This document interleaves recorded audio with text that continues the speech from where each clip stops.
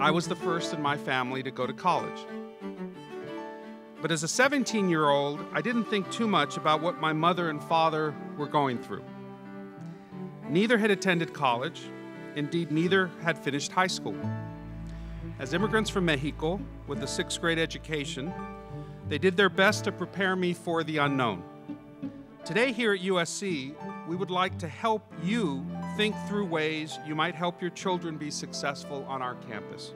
First, I want to encourage you to remain part of your child's life as they start on this journey. I came from Chula Vista, Tijuana. I grew up in a single mother household. My mom worked more than 12 hours a day, usually at a restaurant. So I only saw her in the morning when she took me to school, or Sundays, because that was her day off.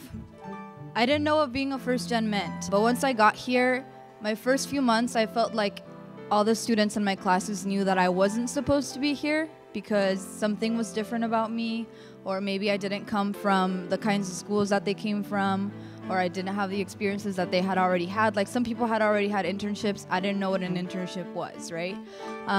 But I think it's important to realize that you're here for a reason, and that's the hardest thing to really wrap your head around. And you need mentors to help you nail that in your brain. Because once you realize that you're here for a reason, then you're going to be a very important part of USC and changing the USC atmosphere. My high school had a 50% dropout rate, but those who were part of that media academy, a lot of us went on to college. I had 6 sisters, 2 brothers, and I was one of the first to go to college.